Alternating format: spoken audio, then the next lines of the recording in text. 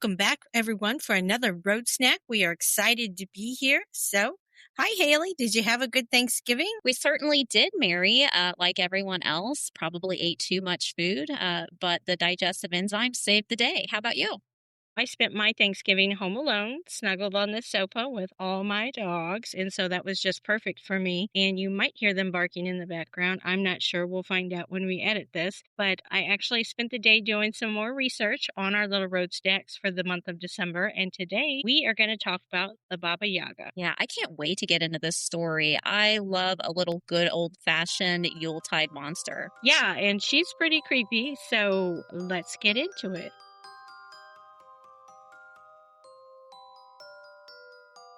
The air in the birch forest grew cold long before Ivan saw the hut. The sun had long since dipped below the horizon, and the path, which he had so confidently followed since midday, had vanished entirely under a carpet of moss and shadow. A smell, sharp and ancient, like pine needles, damp earth, and wood smoke, hung heavy in the air. Then he heard it. A low, rhythmic creak, groan, creak. Pushing through a thicket of thorns, he stopped short. There it stood, a hovel of dark, twisted timber, perched precariously on two massive, scaly chicken legs. It rotated slowly, a living, uneasy thing. A fence surrounded the clearing, but it was not made of wood.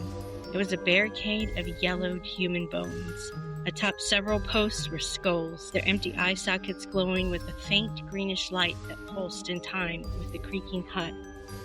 "Hut, hut, turn your back to the forest, your front to me," Ivan whispered, remembering an old rhyme his grandmother had taught him.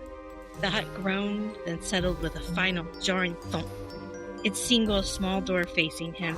The door swung open, revealing a cavernous darkness from which the smell of decay and hot ash billowed out. From within the shadows, a voice like rustling dry leaves and grinding stones rasped. "Why have you come to me? Are you here by deed or by fate?" A figure emerged, a skeletal woman wrapped in rags and shadow. Her nose was so long it touched the ceiling.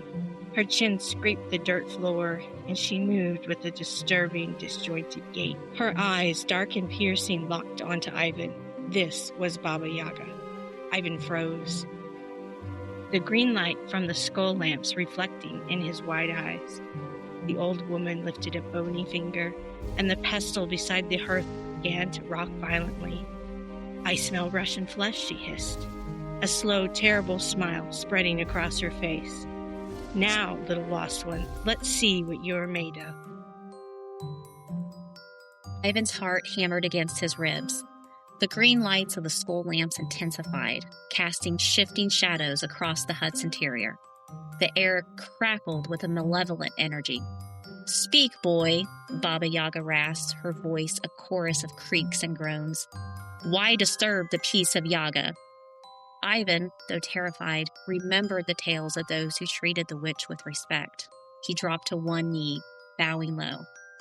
"Baba Yaga, Reverend Guardian of the Forest," he said, forcing his voice to remain steady. "I have lost my way, and in great need drives me to seek your wisdom and shelter." The old woman cackled, a sound like dry bones rattling in a sack. "Wisdom? Shelter? You seek to survive my supper table, more likely. You have manners, I grant you. Perhaps I won't turn you into a pie just yet." She pointed a gnarled finger at a large iron cauldron hanging over the fire. "I am hungry, little Ivan. My journey in the mortar was long. Fetch me water from the spring yonder, but be swift, and mind the frogs. They bite." Ivan didn't need to be told twice. He grabbed a heavy wooden bucket and ran out of the hut, the eerie green lights guiding his path toward the sound of running water. He found the spring easily enough, but it was guarded by a swarm of large, aggressive toads with sharp teeth. He carefully scooped the water, managing to fill the bucket while dodging their snapping jaws, and sprinted back. Inside, Baba Yaga was already seated at a rough-hewn table, tapping her long nose impatiently. She ignored the water he placed before her and pointed to the back of the hut, where a small, grumpy-looking gray cat was curled up on a bench. "While I prepare my meal," she instructed, her voice deceptively soft, "you must watch my cat. Do not let it move from that bench, or there will be consequences. Ivan thought this task seemed simple enough. He sat opposite the cat and stared intently. The cat stared back with unnerving yellow eyes. As soon as Baba Yaga turned her back to the fire, the cat stretched languidly, hissed at Ivan, and leaped from the bench toward the dark corners of the hut. "No, get back!" Ivan scrambled, grabbing the cat midair. It clawed at his arms and face, but he managed to force it back onto the bench. He held it there, panting. This happened again and again. Every time Baba Yaga was distracted by her simmering pot, the cat tried to bolt. Ivan was scratched, bitten, and exhausted, but he held fast. Finally, after what felt like hours, Baba Yaga turned around, a steaming bowl of something dark and meaty in her hands. She looked at Ivan, bruised and bleeding, but still holding the struggling cat down. A strange look, perhaps approval, perhaps just amusement. It crossed her ancient face. "You are resilient," she grudgingly admitted, sitting down to eat her meal. She finished in silence, then wiped her long chin with a rag. "You have survived my initial test, Ivan," she said, rising from the table. "You show respect and perseverance. Most just scream." She pointed a final time, this time toward a small, locked chest in the corner of the hut. "Inside that chest is what you seek, the firebird's feather." Ivan's heart leaped. That was exactly what he needed. "Take it," she said, her voice dropping into a low growl. "But take heed, little one. One gift from Baba Yaga always demands a price. Go now. My hut grows tired of standing still." Ivan took the small, exquisitely glowing feather from the chest, thanked the fearsome witch profusely, and backed out of the door. The hut immediately began its slow, grinding rotation on its chicken legs, the skull lamps flickering as he fled into the merciful darkness of the forest.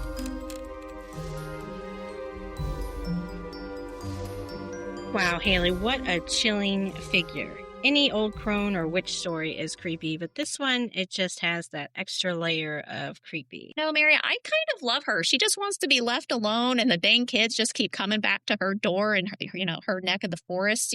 How old is Baba Yaga, anyways? I'm not sure, but the oral tradition, they always go back much further than the written ones. And the first appearance of Baba Yaga appears in 1755, so she's been around for quite a while. And her name, that's interesting too, means old woman or grandmother, but it can also mean like a foolish or dirty woman. And then Yaga, it's debated over various Slavic terms, but that means horror, shudder, anger, illness, serpent, or evil woman. So, either way, those are terrifying when you put any of those together. So a grandmother of horror or an old woman of shudder, I like those. But our story described her a little, but I'd like to go over her features. I don't think we really talked about that, but Baba Yaga is a ferocious old witch who's horribly skeletal despite feasting on visitors, right? She's described as having a nose so long and thin it touched the ceiling. Her teeth were made from iron or stone, so she could eat you, bones and all, and she's broad and barely fitting into her hut. And the stories and the legends go that she's said to be unkept and disheveled with messy hair and long claws.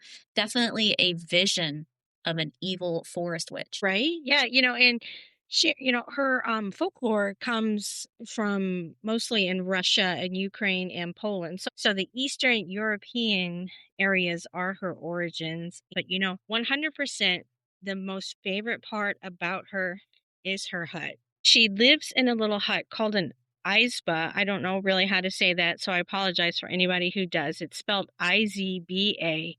And this hut, it stands and it spins on these gigantic moving chicken legs and is typically surrounded by the fence made of human bones.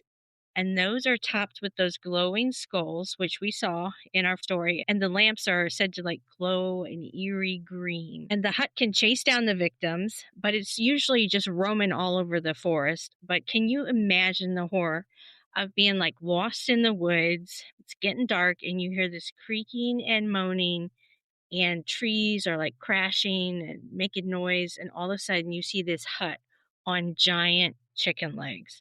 How creepy would that be? Yeah, that is reason 506 why we don't go into forests over in Europe, or maybe not in any, really. I think Baba Yaga would chase down her victims herself, wouldn't she? But instead of a traditional broom a witch would ride, Baba Yaga flies through the air in a giant wooden or iron mortar, propelling herself with a pestle. I mean, this old grandmother, she has all the tools you need. That's how you know she's a legit witch, with the mortar and the pestle. Every self-respecting nature witch has one. Just most of them, they're not large enough to ride in, or they don't ride on them. They ride on that broomstick.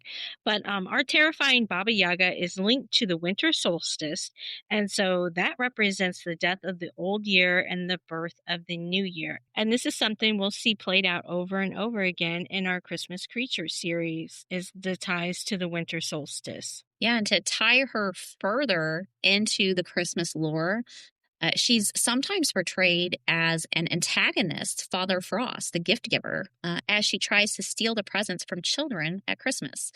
But like in our story, she can be a giver of magical gifts or wisdom to those who pass the tests, and sometimes even as a mentor or a reluctant helper, but only if they were deemed worthy. Right. But don't relieve a collective sigh of relief just yet. If you don't pass her tests, well, Baba Yaga, she may threaten to cook and eat you, put you in one of her pies, or she might just do some physical damage, like blinding, or she would even threaten to castrate some of the people who came to bother her. So basically, Mary, don't let that hut on chicken legs seduce you. You know me too well, Haley. I do love my chickens, and I probably would want a closer look at a hut like that if I was in the woods, but then I would remember Baba Yaga and I would run away. I know you would, but like our little creatures in our first episode, these beings, they really are never benevolent or kind. So it's best to just keep it safe and stay indoors and drink your hot cocoa. And have some cookies. And just listen to the strange tales of Christmas creatures. Absolutely. We hope you enjoyed this little road snack, and we can't wait to share another little tale with you next week. Bye-bye. Bye.